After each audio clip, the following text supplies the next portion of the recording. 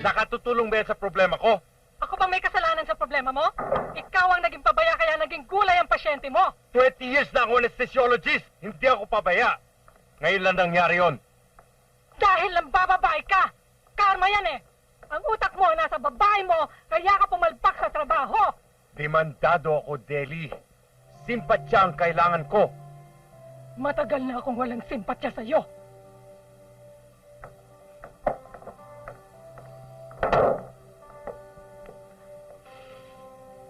Amoy lalaki ka. Si Lola naman eh. Alam mo, pabayaan mo na sila dyan. Huwag ka na makialam dyan. Mabuti pa pumasok ka na muna sa kwarto ko, ha? Halika.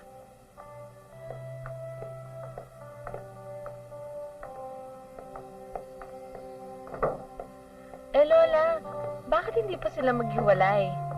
Ay nako, si mami mo hindi nakinig sa akin. Nung pa sinabi ko na sa kanya, kapag lumalamig na ang kama, meron ng iba si Papa. Si Lola talaga, oh. Uy, talagang totoo yon.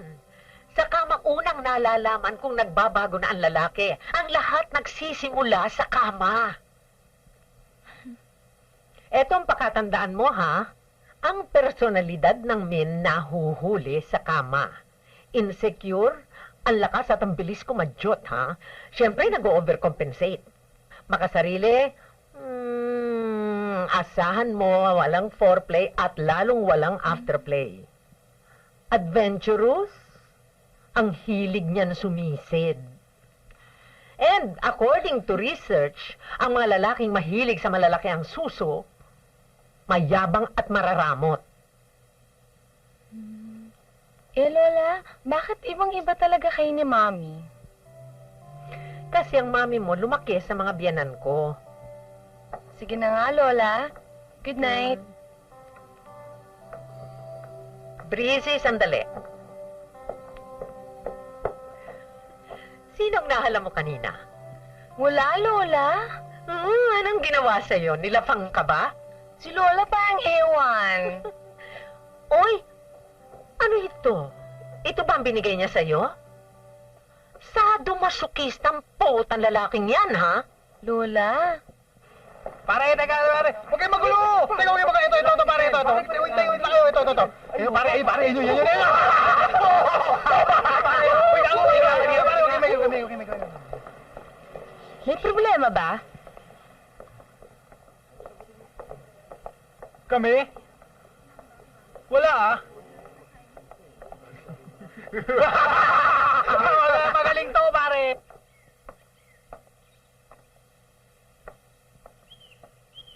Bakit gusto mo akong tumira dito? May kwarto naman ako doon sa bahay ninyo. Ma, preskong hangin dito. Wala akong makakasama. Pasasamahan kita sa maid.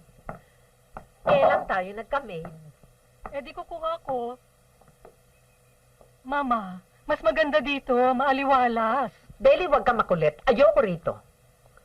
Yung pinakamalapit na video rental shop, 1 kilometro layo. Sayang naman ang bahay, Mama. Di pa upahan mo ulit. Binababoy nga eh. Lalong mabababoy ang bahay na ito kapag ako ang tumira dito dahil magdadala ako ng maraming lalaki.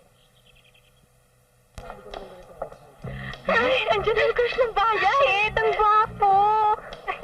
Totoo bang pinupormahan ka niyan, Breezy? Ang hirap naman magyabang, no? Tingnan na lang natin pagdaan niya. Paano lang yung boyfriend mo si Val? Si Breezy pa. Siyempre, reserva niya yun.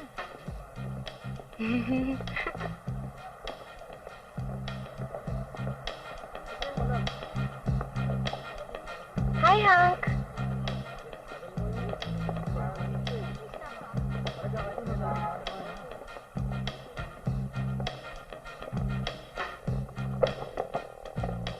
Akala ko ba pinupormahan ka?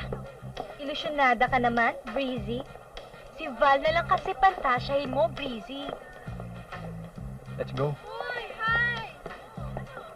Talagay mo? Wala, sinabi ko na eh. Oo nga eh. Grabe, gwapo talaga, no? Muntik na nga akong maniwala. Parang totoo sinabi ni Breezy.